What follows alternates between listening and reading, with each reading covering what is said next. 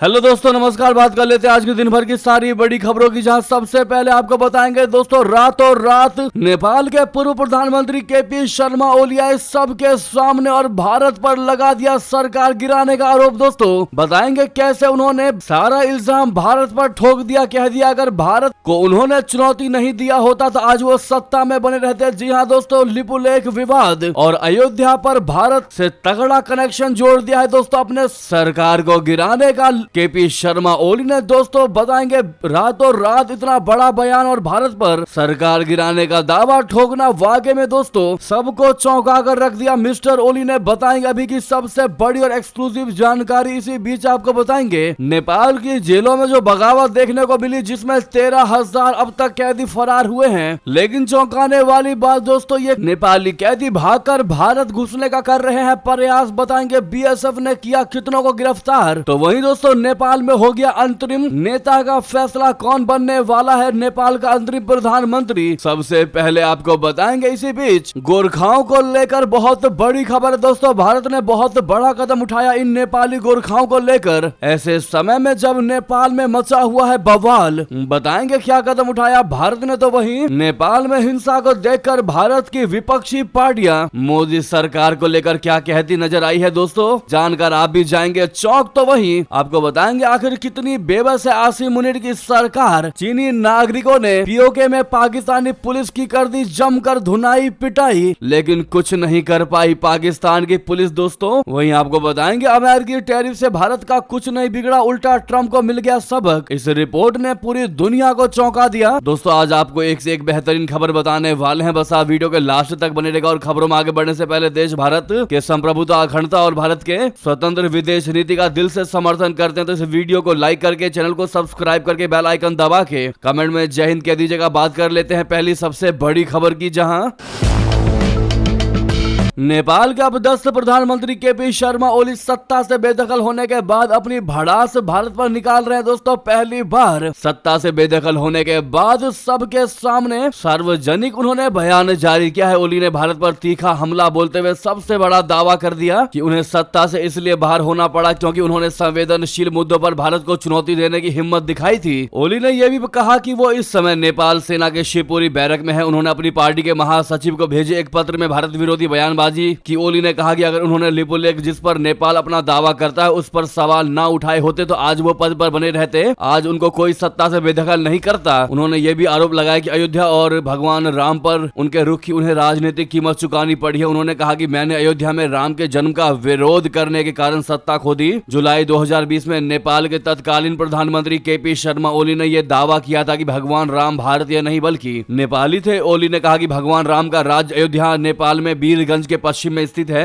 और भारत ने एक विवादित अयोध्या का निर्माण किया है। लिपुलेख दर्रा विवाद भारत और नेपाल के बीच सबसे विवादास्पद सीमा विवादों में से एक है। ये काला पानी क्षेत्र के इर्द गिर्द घूमता है, जहां दोनों देश काली नदी के उद्गम को लेकर असहमत हैं, जिसे 1816 की सुगौली संधि के तहत सीमा के रूप में परिभाषित किया गया था। इतना ही नहीं दोस्तों, ओली ने इमोशनल कार्ड भी खेलने की पूरी कोशिश की। सबसे पहले तो ओली ने विरोध प्रदर्शनों के दौरान पुलिस की गोलीबारी में अपनी जान गंवाने वाले युवाओं को श्रद्धांजलि दी। उस दौरान उन्होंने इमोशनल कार्ड खेलते हुए खुद को कोई बच्चा न होने का जिक्र किया। ओली ने कहा कि परिवर्तन की लड़ाई में राज्य द्वारा दी गई कठिनाइयों के कारण मेरे कोई बच्चे नहीं है, लेकिन पिता बनने की भी इच्छा कभी नहीं रही मेरी। ओली ने 1994 में गृह मंत्री के रूप में अपने कार्यकाल को याद किया। उन्होंने इस बात पर जोर दिया कि उनके प्रशासन में कोई गोली नहीं चलाई गई और शांति के प्रति अपनी प्रतिबद्धता का जिक्र किया।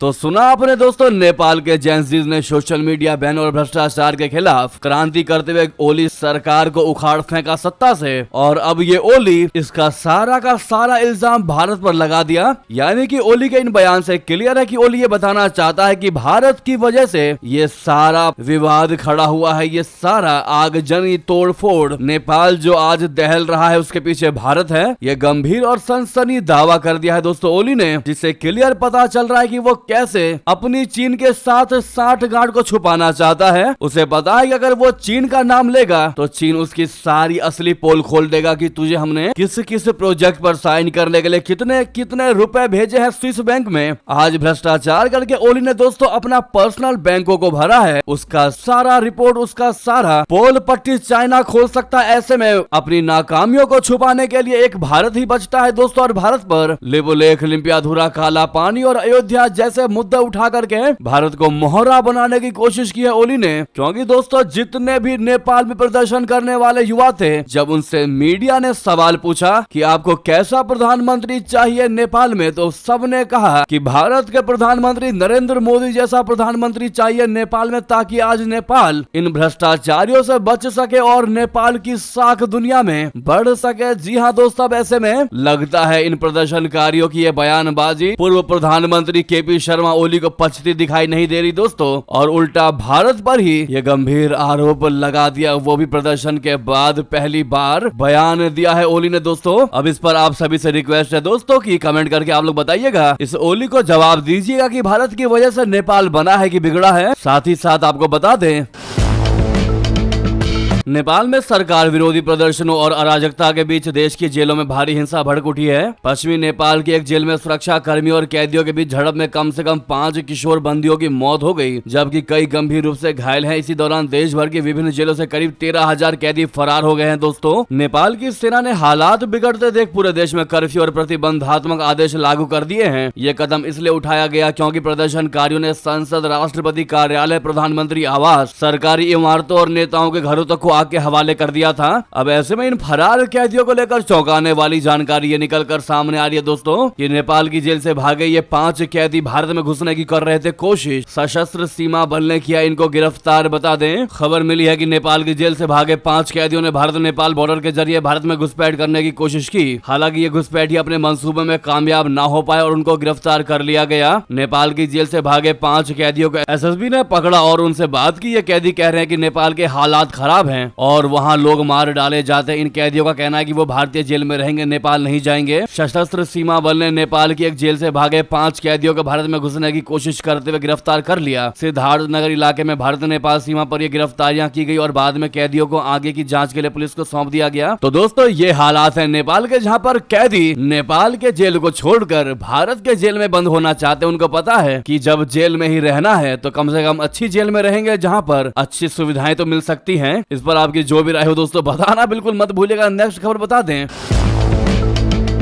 नेपाल में ओली के इस्तीफे के बाद अब नेपाल की कमान अब किसके हाथों में होगी, ये यक्ष प्रश्न सभी के जहन में गूंज रहा है, क्योंकि केपी शर्मा ओली भारी हिंसा और प्रदर्शन के बाद पद से इस्तीफा दे चुके हैं। नेपाल का भविष्य किसके हाथों में सौंपा जाए, इसको लेकर जेनजीज की एक विशाल वर्चुअल बैठक हुई। इसमें देश के भावी प्रधानमंत्री पद के संभावित उम्मीदवारों पर काफी मंथन हुआ। इस ऑनलाइन बैठक में 5,000 से ज्यादा सदस्यों ने हिस्सा लिया। इस वर्चुअल बैठक में पूर्व चीफ जस्टिस सुशीला कार्की को बहुमत मिला है। सुशीला कार्की के नाम का प्रस्ताव जेनजी थोड़ी देर में आर्मी चीफ को देंगे। सूत्रों के मुताबिक रात हुई जेनजी ग्रुप की वर्चुअल बैठक में सुशीला कार्की को 31% और काठमांडू के मेयर और रैपर बालन शाह को 27% वोट मिले थे। इतना ही नहीं दोस्तों, काठमांडू के मेयर बालन शाह ने खुद सुशीला कार्की को अपना पूरा समर्थन दे दिया। उन्होंने अपने ऑफिशियल फेसबुक पेज पर इसका ऐलान कर दिया, जो आप सामने देख पा रहे हैं। नेपाली में लिखा हुआ है। इसके साथ ही नेपाल की खुद कमान न लेने की वजह भी बताई कि वो क्यों नहीं नेपाल की सत्ता में बने रहना चाहते। बालन शाह ने कहा कि प्रिय जेनजीज और सभी नेपालियों से मेरा अनुरोध है कि आंदोलन के चलते देश की स्थिति ऐतिहासिक मोड़ पर है। इस समय देश अंतरिम सरकार के हाथों में जा रहा है, जिसका मुख्य काम नए चुनाव कराना और देश को नया जनादेश देना है। अब आप सुनहरे भविष्य की ओर कदम बढ़ा रहे हैं। उन्होंने कहा कि आंदोलन से जुड़े लोगों ने स्पष्ट संदेश दे दिया है कि अंतरिम सरकार का नेतृत्व पूर्व मुख्य न्यायाधीश सुशीला कार्की को पूर्ण समर्थन के साथ सौंपा जाए। उन्होंने लोगों से अपील की है कि वे इस समय धैर्य रखें और जल्दबाजी ना करें। मैं आपकी समझ, विवेक और एकता का तहे दिल से सम्मान करना चाहता हूं, लेकिन दोस्तों सुशीला कार्की का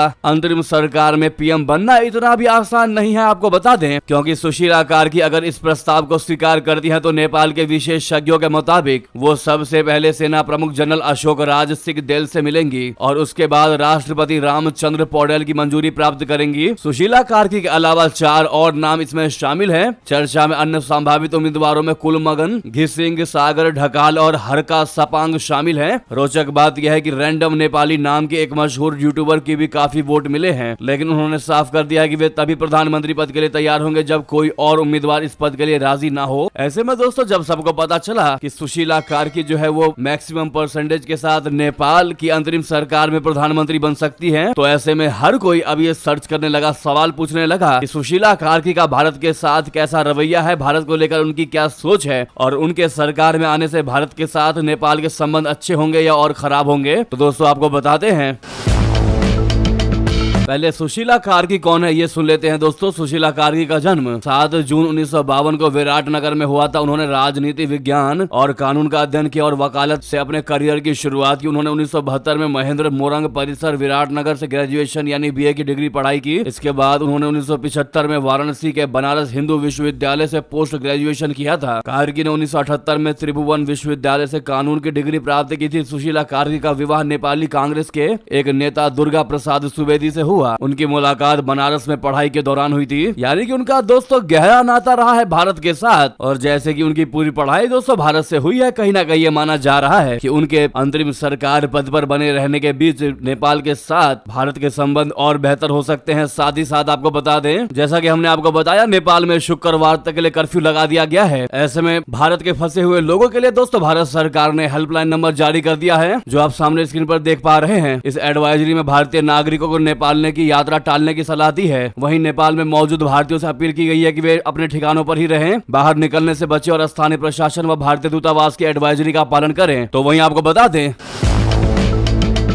इस बिगड़ते हालात के बीच भारतीय सेना अपने उन नेपाली गोरखा सैनिकों के लगातार संपर्क में है जो छुट्टी पर नेपाल गए हैं। सेना सूत्रों के मुताबिक सभी सैनिक सुरक्षित हैं और यूनिट कमांडर उनसे संपर्क बनाए हुए हैं। साथ ही जिन नेपाली गोरखा सैनिकों को छुट्टी पर जाना था उन्हें होल्ड कर दिया गया है, उनकी छुट्टी अभी रोक दी गई है और उनसे फिलहाल छुट्टी पर ना जाने को कहा है। करीब 3 साल पहले जब इंडियन आर्मी में भर्ती का तरीका बदला और अग्निपथ स्कीम के जरिए अग्निवीरों की भर्ती शुरू हुई, तभी से ही भारतीय सेना में नेपाली मूल के गोरखा की भर्ती नहीं हो पाई। अग्निपथ स्कीम के तहत नेपाल अपने युवाओं को नहीं भेजना चाहता था। नेपाल चाहता था कि नेपाली गोरखाओं को पहले की तरह परमानेंट तौर पर सेना में लिया जाए, ना कि अग्निवीर के तौर पर। लेकिन अग्निवीर स्कीम से पहले हर साल करीब 1 से 1.5 हजार नेपाली गोरखा भारतीय सेना में भर्ती हो रहे हैं। भारतीय सेना में अब धीरे धीरे नेपाली गोरखा कम होते जा रहे हैं, क्योंकि हर साल इसमें से कई सैनिक रिटायर तो हो रहे हैं, लेकिन नेपाली गोरखा की नई भर्ती नहीं हो रही है। दोस्तों नेपाली गोरखाओं को लेकर आपकी क्या राय है? क्या इनकी दोबारा से भर्ती भारतीय सेना में होनी चाहिए या नहीं? अपनी राय अवश्य दीजिएगा। दोस्तों इतना ही नहीं, राजस्थान की विधायक रितु बनावत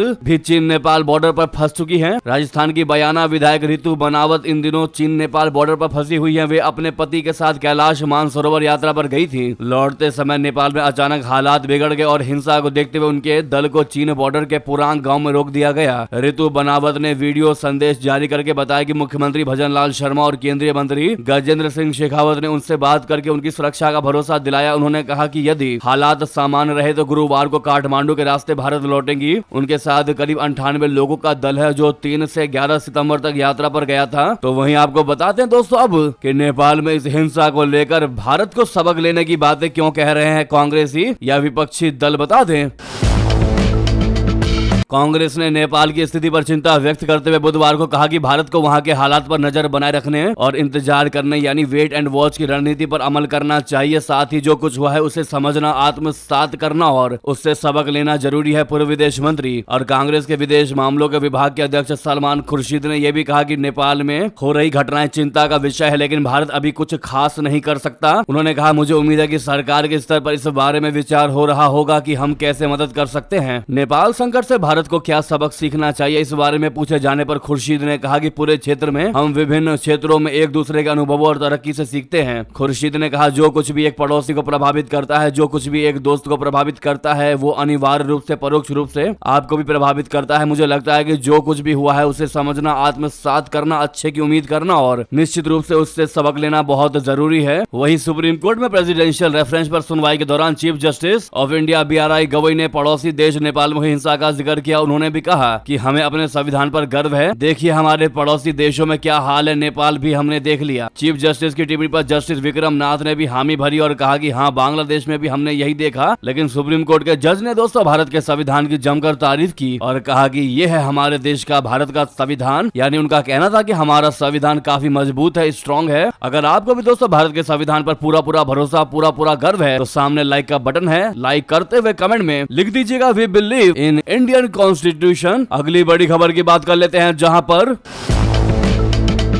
नेपाल के बाद अब फ्रांस में भी सरकार के खिलाफ बहुत बड़ा प्रोटेस्ट हुआ दोस्तों। सड़कों पर आगजनी और तोड़फोड़ की सबसे बड़ी खबर, जहां फ्रांस में सरकार की नीतियों के खिलाफ सड़कों पर उतरे 1 लाख से भी ज्यादा प्रदर्शनकारी, जिसके लिए 80,000 पुलिस कर्मियों को तैनात किया फ्रांस की इमैनुअल सरकार ने। दरअसल फ्रांस में ब्लॉक एवरीथिंग आंदोलन राष्ट्रपति इमैनुअल मैक्रोन की सरकार के लिए नई चुनौती पैदा कर रही है। पेरिस समेत कई शहरों में बुधवार यानी 10 सितंबर को प्रदर्शनकारियों ने सड़कों को जाम कर दिया और आगजनी की। लोगों को तितर बितर करने के लिए पुलिस को आंसू गैस के गोले छोड़ने पड़े। इस मामले में पुलिस ने अब तक 200 से अधिक लोगों को गिरफ्तार किया है। फ्रांसीसी अधिकारियों ने हालात संभालने के लिए 80,000 पुलिस कर्मी और जेंडरम तैनात किए हैं। राष्ट्रपति इमैनुअल मैक्रोन की ओर से उनके करीबी सहयोगी सेबास्टियन लेकार्नू को नया प्रधानमंत्री बनाए जाने के बाद विरोध प्रदर्शन तेज हो गया है। पेरिस के पूर्वी हिस्से पोर्ट द मोनोत्री में प्रदर्शनकारियों ने कूड़ेदान में आग लगा दी और ट्राम की पटरियों को बाधित करने की कोशिश की। प्रदर्शनकारी हाईवे पर भी पहुंचे, लेकिन सुरक्षा बलों ने उनको रोक दिया। पेरिस के व्यस्ततम रेलवे स्टेशन गारे द नॉर्द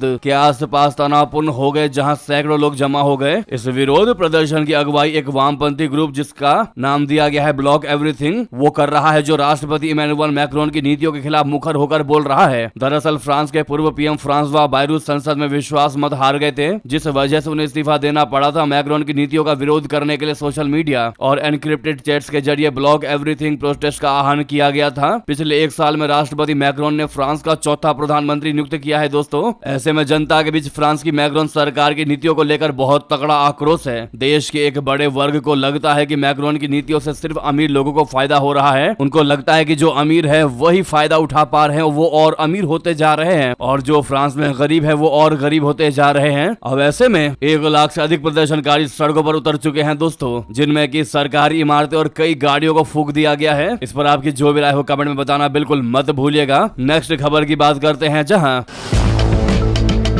चीनी नागरिकों ने पीओके में ही कर दी पाकिस्तान पुलिस की तगड़ी पिटाई, कुछ नहीं कर पाई आसिम मुनीर की ये सेना या पुलिस। बता दें, पाकिस्तान के कब्जे वाले कश्मीर बोले तो पीओके के गिलगित बाल्टिस्तान प्रांत में चीनी नागरिकों और पाकिस्तान की पुलिस के बीच जबरदस्त मारपीट की तस्वीर निकलकर सामने आई, जहां गिलगित बाल्टिस्तान प्रांत के सोस्ट बॉर्डर पर चीन वापस जाने के लिए पिछले 48 घंटे से फंसे चीनी नागरिकों ने विरोध के बाद पाकिस्तान के पुलिस कर्मियों की पिटाई कर दी। जानकारी के मुताबिक घटना बुधवार यानी 10 सितंबर की है, जहां पर चीनी नागरिक पिछले 2 दिनों से फंसे हुए थे। असल में पाकिस्तान की सरकार की कब्जे वाली कश्मीर के गिलगित बाल्टिस्तान के खिलाफ दोहरी नीतियों का विरोध करके गिलगित बाल्टिस्तान के व्यापारी 51 दिन से करकोरम हाईवे ब्लॉक करके बैठे थे, लेकिन सोमवार को उन्होंने खुजरेब पास को भी ब्लॉक कर दिया। इसकी वजह से चीन पीओके बॉर्डर पर स्थित सोस्ट बॉर्डर के इमिग्रेशन तक चीनी नागरिक नहीं पहुंच पा रहे थे और 2 दिन से 100 से ज्यादा चीन और अन्य देशों के नागरिक फंसे हुए थे। ऐसे में आज चीनी नागरिकों के सब्र ने जवाब दे दिया और पहले उन्होंने पुलिस से सीमा तक जाने के लिए रास्ता खुलवाने के लिए कहा और फिर बहस के बाद पिटाई शुरू कर दी। लेकिन दोस्तों मजाल है कि आसिम मुनीर की सेना इन चीनियों को कुछ कह दे। इन चीनियों के सामने बेबस नजर आई आसिम की सेना, और बेबस हो भी क्यों ना, चीन का कर्जा जो खा रखा है, चीन के तलवे जो चाटता है पाकिस्तान, तो वही बता दें एक और नया और तगड़ा बड़ा खुलासा। अपने ही लोगों की जासूसी कर रहे शहबाज और मुनीर 40 लाख फोन सर्विलांस पर चीन से भी तगड़ा कनेक्शन। रिपोर्ट ने मचा दिया बवाल दोस्तों। अंतर्राष्ट्रीय मानवाधिकार संगठन एमनेस्टी इंटरनेशनल की रिपोर्ट में बड़ा खुलासा हुआ है कि पाकिस्तान अपने नागरिकों पर व्यापक निगरानी अभियान चला रहा है। इस निगरानी में चीनी तकनीक का इस्तेमाल किया जा रहा है ताकि सरकार अपने विरोधियों और स्वतंत्र आवाज को दबा सके। रिपोर्ट के मुताबिक पाकिस्तान में चीनी तकनीक से बना एक इंटरनेट फायरवॉल बोले तो WMS 2.0 इस्तेमाल में लाया जा रहा है, जो सोशल मीडिया को सेंसर करता है और देश में करीब 40 लाख मोबाइल फोन पर निगरानी करने की क्षमता रखता है। रिपोर्ट में बताया गया है कि वो फायरवॉल अमेरिका की नायगारा नेटवर्क्स की डिवाइस, फ्रांस की थेल्स कंपनी के सॉफ्टवेयर और चीनी सरकारी IT कंपनी के सर्वर का उपयोग करता है। इससे पहले इस तरह की तकनीक कनाडा की सैंडवाइन कंपनी की थी। एमनेस्टी ने बताया कि यह सिस्टम 2 तरह से काम करता है। एक सिस्टम कॉल और मैसेज को सुनने की सुविधा देता है, जबकि दूसरा इंटरनेट की वेबसाइट्स और सोशल मीडिया को ब्लॉक या धीमा कर देता है।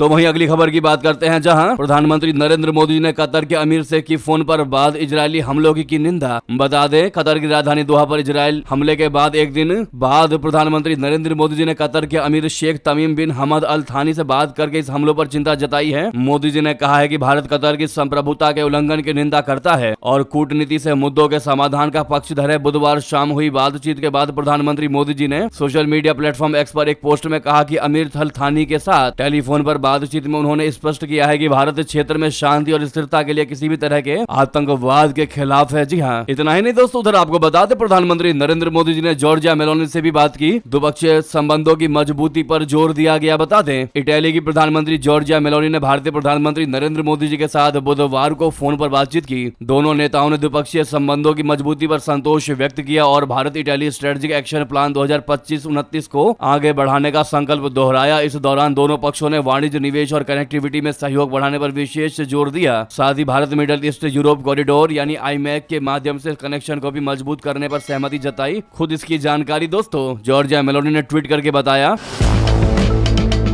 साथ ही साथ आपको बता दें, अमेरिकी टैरिफ से भारत का तो कुछ नहीं बिगड़ा, उल्टा ट्रंप को मिल गया बड़ा सबक। सामने आई चौंकाने वाली रिपोर्ट। दरअसल रेटिंग एजेंसी फिच ने भारत की आर्थिक वृद्धि का अनुमान बढ़ाकर 6.9% कर दिया है, जबकि पहले यह अनुमान 6.5% था। यह बदलाव भारत की अच्छी आर्थिक स्थिति और घरेलू बाजार में मजबूत मांग को देखते हुए किया गया है। ट्रंप के भारत पर टैरिफ लगाने के बाद भारत की आर्थिक वृद्धि में बढ़ोतरी हुई है। फिच ने अपनी सितंबर की वैश्विक आर्थिक परिदृश्य यानी GO रिपोर्ट में बताया कि अप्रैल से जून के बीच भारत की अर्थव्यवस्था में तेजी से बढ़ोतरी हुई है। इस तिमाही में भारत की GDP यानी सकल घरेलू उत्पाद की वृद्धि दर 7.8% रही, जो पिछली तिमाही के 7.4% से भी ज्यादा है। ये फिच के जून में लगाए गए 6.7% के अनुमान से बहुत अधिक है दोस्तों। यानी आप कह सकते हैं कि कहीं हो रही थी भारत पर असर पड़ने की बात, लेकिन फिच ने यह रिपोर्ट जारी करके स्टोरी पूरी कहानी ही बदल डाली दोस्तों। ग्रोथ के अनुमान ने ट्रंप का पारा और ट्रंप का सदमा बढ़ा दिया। तो वहीं दोस्तों जाते जाते आपको बता दें, आज RSS प्रमुख मोहन भागवत जी का 75वां जन्मदिन है। 16 साल से वे संघ के अध्यक्ष रहे हैं। राष्ट्रीय स्वयंसेवक संघ के प्रमुख मोहन भागवत गुरुवार को यानी आज 75 वर्ष के हो चुके हैं। वो पिछले 16 सालों से RSS के मार्गदर्शक के रूप में काम कर रहे हैं। मोहन भागवत का जन्म 11 सितंबर 1950 को महाराष्ट्र के चंद्रपुर जिले में हुआ था। वो RSS के तीसरे सबसे लंबे समय तक सेवा देने वाले सर संघ चालक हैं। ऐसे में आप सभी से रिक्वेस्ट है दोस्तों, उनको हैप्पी बर्थडे मोहन भागवत जी यानी कि जन्मदिन की बहुत बहुत शुभकामनाएं। मोहन भागवत जी जरूर लिखिएगा दोस्तों, भारी मात्रा में कमेंट कीजिएगा। इसी बीच दोस्तों आप सभी से रिक्वेस्ट है, वीडियो को लाइक करके चैनल को सब्सक्राइब करके बेल आइकन दबा के कमेंट में जय हिंद कह दीजिएगा। मिलता है अगली बड़ी खबर में, लेकिन वीडियो को शेयर करना मत भूलिएगा। जय हिंद, जय भारत।